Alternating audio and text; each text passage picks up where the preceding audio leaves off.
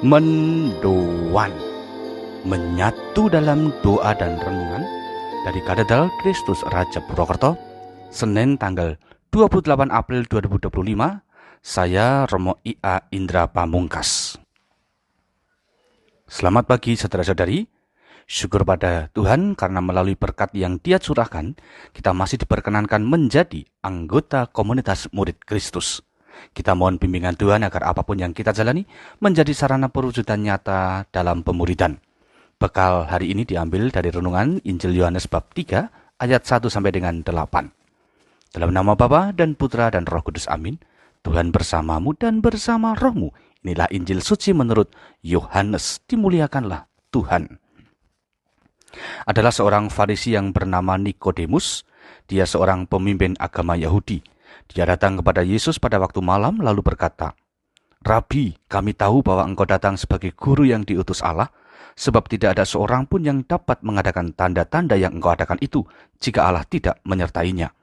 Yesus menjawab, katanya, "Aku berkata kepadamu, sesungguhnya jika seorang tidak dilahirkan kembali, dia tidak dapat melihat kerajaan Allah." Kata Nikodemus kepadanya, "Bagaimana mungkin seorang dilahirkan kalau dia sudah tua? Dapatkah dia masuk kembali ke dalam rahim ibunya dan dilahirkan lagi?" Jawab Yesus, "Aku berkata kepadamu, sesungguhnya jika seorang tidak dilahirkan dari air dan roh, dia tidak dapat masuk ke dalam kerajaan Allah. Apa yang dilahirkan dari daging adalah daging, dan apa yang dilahirkan dari roh adalah roh. Janganlah engkau heran karena aku berkata kepadamu, kamu harus dilahirkan kembali. Angin bertiup kemana ia mau, engkau mendengar bunyinya, tetapi engkau tidak tahu dari mana ia datang atau kemana ia pergi. Demikianlah halnya dengan tiap-tiap orang yang lahir dari roh." Demikianlah sabda Tuhan. Terpujilah Kristus. Kisah dialog Nikodemus dengan Yesus memberi pesan kepada kita bahwa dalam kerangka memaknai kebangkitan, kita harus menyediakan diri dikuasai oleh Roh Kudus. Yesus mengajarkan, setiap orang harus dilahirkan kembali dari air dan roh agar bisa masuk ke dalam kerajaan surga.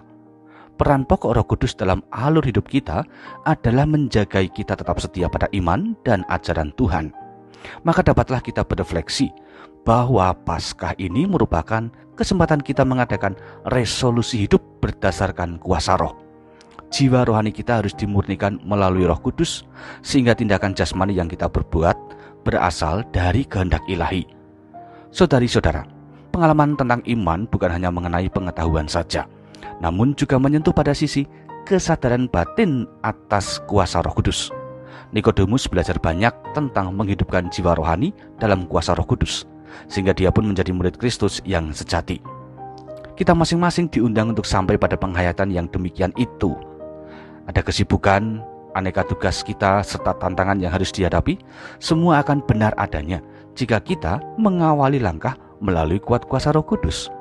Saudara-saudari, semoga hari ini kerohanian kita sungguh diperbarui dan disempurnakan melalui Roh Kudus, sehingga kita layak menjadi anggota komunitas murid Kristus. Sekarang marilah kita berdoa. Allah Bapa Maha Kuasa, melalui Paskah kebangkitan, Engkau mendayai kami dalam pembaruan hidup. Engkau mencurai kami Roh Kudus yang memampukan kami untuk selaras dalam rencana-Mu. Bukalah hati kami sebagaimana Nikodemus yang akhirnya membuat kami mengalami perjumpaan pribadi dengan Putra-Mu. Semoga melalui perjumpaan pribadi itulah hidup kami semakin disemangati oleh Injil dan juga dikuatkan oleh kuasa Roh-Mu. Terangilah perjalanan kami hari ini, sebab hanya Engkau yang kami andalkan, kini dan sepanjang masa. Amin. Tuhan bersamamu dan bersama rohmu.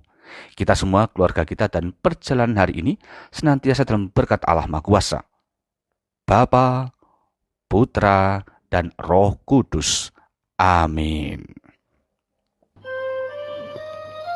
Saudara-saudari, selamat beraktivitas. Tuhan memberkati. Salam mendoan.